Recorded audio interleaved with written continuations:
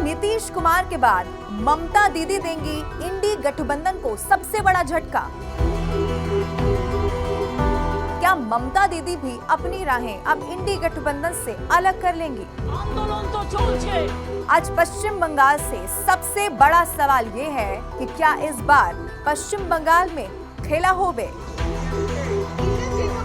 और चलिए इसी प्रश्न के साथ करते हैं आज बात चुनाव की। मुख्यमंत्री और तृणमूल कांग्रेस प्रमुख ममता बनर्जी कभी अकेले अपने बूते पर राज्य की सभी 42 लोकसभा सीटों पर चुनाव लड़ने का संकेत दे रही हैं, तो कभी वाम मोर्चा पर इंडी गठबंधन के एजेंडे को नियंत्रित करने की कोशिश का लगातार अलग अलग जगहों पर आरोप लगाती हुई दिखाई दे रही हैं। अब दूसरी तरफ आप देखिए, ममता बनर्जी और अधीर रंजन चौधरी के बीच भी सियासी घमासान छिड़ा है। कभी ममता दीदी को उन्होंने मौका परस्त बता दिया, तो कभी निशाना साधते साधते अधीर रंजन चौधरी ये कह गए कि हो सकता है कि दीदी और मोदी के बीच कोई गहरा रिश्ता हो सकता दीदी और मोदी जी के अंदर कोई गहरा रिश्ता है। अब इस गठबंधन की एकता का और क्या प्रमाण हो भला? और इसीलिए सवाल ये है कि कहीं बंगाल में सारी पार्टियां अकेले अकेले अपनी ही पार्टी से यहाँ पर चुनाव लड़ती हुई तो दिखाई नहीं देंगी। इंडी गठबंधन जो पहले ही छिन्न भिन्न हो चुका है, कहीं ये पूरी तरह से टूट तो नहीं जाएगा। और अब इसी चुनाव की बारीकी से समझाने के लिए अब सियासी गणित बंगाल की क्या कहती है, ये भी जरा मैं आपको विस्तार से बात चुनाव की इस शुरुआत करके समझा देती हूँ। अब सबसे पहले आप ये जानिए कि पश्चिम बंगाल में लोकसभा की 42 सीटें हैं और अगर विधानसभा की सीटों की मैं बात करूं तो ये पूरी संख्या 294 हो जाती है।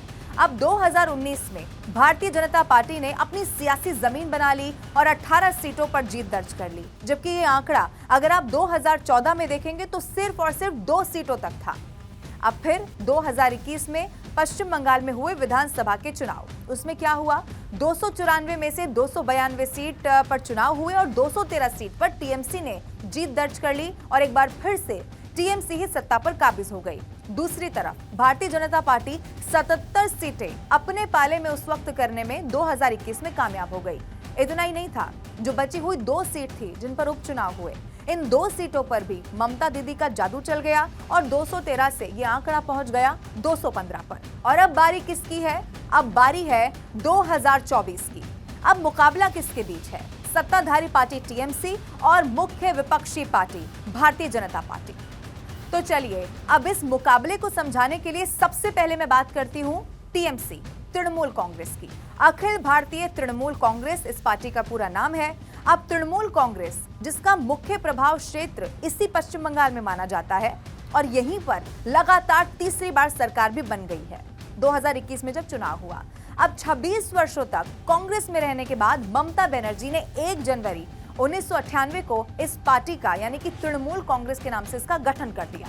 सादा जीवन, हवाई चप्पल और सूती थैला। ममता बनर्जी, जिन्हें अभी तक के अपने राजनीतिक सफर में, इस करियर में परंपरागत बंगाली सूती की साड़ी, जिसे कहते हैं तंत कहा जाता है, वही पहनते हुए देखा गया है। कभी भी कोई आभूषण या बहुत श्रृंगार करते हुए उन्हें यहाँ पर नहीं देखा गया। लेकिन उनका दूसरी तरफ राजनीतिक कौशल ये कहता है कि बंगाल में ममता बनर्जी को चुनाव हराना किसी भी पार्टी के लिए टेढ़ी खीर ही साबित होता है। और इसी का नतीजा ये है कि पिछले 3 टर्म से हर बार उन्हीं के चेहरे पर विधानसभा का चुनाव लड़ा भी जाता है और इसी विधानसभा का चुनाव जीत भी लिया जाता है। लेकिन इस बार का मुकाबला बहुत दिलचस्प होने वाला है, न सिर्फ लोकसभा चुनाव का बल्कि विधानसभा चुनाव का भी, क्योंकि इस बार सामने है नंबर 2 और सबसे बड़ी विपक्षी पार्टी बनकर उभरी भारतीय जनता पार्टी। अब देखिए, भारतीय जनता पार्टी का चुनावी पैटर्न यूं तो पूरी दुनिया जानती है। जहां सरकार है वहां कमजोर सीटों पर काम होता है और जहां पर सरकार नहीं है वहां पर चुनाव दर चुनाव जमीन बनाई जाती है, अपने आप को मजबूत कर लिया जाता है। और इसी का सबसे बड़ा उदाहरण क्या है कि भाजपा 5 साल के भीतर 2014 से 2019 में 2 सीट से 18 सीट तक का सफर लोकसभा चुनाव में तय करने में कामयाब हुई है। अब 2024 के लिए स्थिति इसीलिए भी मजबूत हो गई है क्योंकि ऐसे कई दिग्गज जिनकी जमीनी पकड़ बंगाल में बहुत मजबूत है, वो टीएमसी का दामन छोड़ चुके हैं और भारतीय जनता पार्टी से हाथ मिला चुके हैं।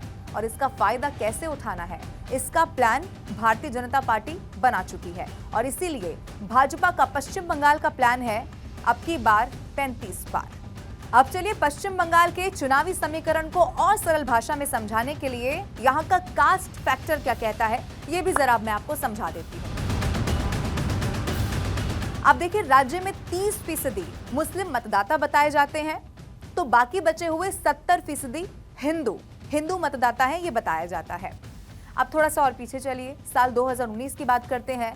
लोकसभा चुनाव में ममता के साथ सबसे ज्यादा मुसलमान जुड़े और उनका एक तरफा वोट तृणमूल कांग्रेस को मिल गया, और यही ममता बनर्जी के जीत के पीछे की सबसे बड़ी वजह बनकर भी सामने आया, वो 30% मुसलमान। और दूसरी तरफ साल 2019 के चुनाव में बंगाल में बीजेपी को दलित वोट 59% मिला, जबकि ममता को यही दलित वोट 30% ही मिल सका। अब पश्चिम बंगाल की कुल आबादी में 17% दलित बताए जाते हैं। इसके अलावा अगर मैं भारतीय जनता पार्टी की बात करूं तो अपर कास्ट, ओबीसी और दूसरे सभी समुदाय में तृणमूल के मुकाबले थोड़ा ज्यादा वोट भारतीय जनता पार्टी को ही पिछले चुनाव में मिलता हुआ दिखाई दिया। अब 30% मुसलमान को अगर हटा दें तो बचे हुए जो 70% वोटर हैं वो एक तरफ वोट नहीं करते, यानी कि हिंदू हैं लेकिन एक तरह से उनका वोट पैटर्न नहीं है। अब इसमें आदिवासी, दलित, ओबीसी सब आते हैं। अब वोट करने के पीछे उनकी अपनी विचारधारा हो सकती है, अपनी दिक्कतें हो सकती हैं, लेकिन बचे हुए जो 70% हिंदू आबादी में आपको बता रही हूं ना, इसमें बीजेपी 65 से 70% को अपनी ही तरफ कर ले तो बंगाल में उनकी यही राह बहुत आसान हो सकती है। कहीं ना कहीं इसी को लेकर प्लान भी बनाया जा रहा है। अब आधी आबादी जिसे अपनी तरफ करने में भाजपा बहुत हद तक कामयाब हुई है हाल के चुनाव में। अब पश्चिम बंगाल में महिला वोटर्स की तादाद में आपको बता दूं कि करीबन 49% बताई जाती है। अब ये भी आप देखिए कि अगर जीत लिया जाए ये वोट बैंक, तो ये जीत का एक बड़ा कारण हो सकता है। अब इसके अलावा पश्चिम बंगाल की जो राजनीति है उसमें मतुआ संप्रदाय बहुत अहम है, और बीजेपी आदिवासी और अनुसूचित जाति जनजाति समाज के लोगों पर बहुत फोकस कर रही है, और इसी फोकस के साथ वो अपने मिशन को पूरा भी करना चाहती है। अब मैं आपको ये भी बता दूं कि साल 2011 में जब जनगणना हुई थी ना, उसके अनुसार पश्चिम बंगाल में अनुसूचित जाति की करीब 1.84 करोड़ आबादी है, और इसमें 50% मतुआ संप्रदाय के ही लोग बताए जाते हैं। तो अभी आंकड़ा आपके सामने, आप देख लीजिए। लेकिन इन सबके बीच में बंगाल में राजनीतिक मिजाज आखिर कैसा है, आखिर वहां की राजनीति चुनाव के साथ साथ कैसे चलती है, ये मैं आपको बताती हूं। बंगाल को विरासत में चुनाव के साथ साथ एक और चीज मिली है, और वो जानते हैं क्या है? हिंसा, खून खराबा और कत्लेआम। और ये साल दर साल नहीं हुआ है, बल्कि ये दशकों से चला आ रहा है। इसीलिए अब आइए मेरे साथ थोड़े से इतिहास के पन्ने भी आप पलट लीजिए, और इस हिंसा का इतिहास क्या कहता है ये मैं आपको बताती हूँ। बंगाल में वोट की स्याही के साथ ही जमीन पर खून के छींटे भी गिरते आए हैं। 1959 के खाद्य आंदोलन से शुरू हुआ ये सियासी हिंसा का दौर 6 दशक बीत गए हैं, लेकिन 6 दशक के बाद भी बदस्तूर जारी है। अब इसी आंदोलन को मैं याद दिला दूं आपको, 80 लोगों की उस वक्त मौत हुई थी। उसके बाद 1967 में नक्सलबाड़ी आंदोलन हुआ, सैकड़ों हत्याएं इसी वक्त हुई। 70 के दशक में भी चलिए, फॉरवर्ड ब्लॉक नेता हेमंत बसु और अजीत कुमार विश्वास, याद है आपको कैसे नृशंस उनकी हत्या कर दी गई थी। 2007 में नंदीग्राम में पुलिस फायरिंग होती है, और इसी में 14 लोगों की मौत की खबर मिलती है। अब इतिहास के पन्नों पर न जाने ऐसे कितने काले अध्याय दर्ज हैं।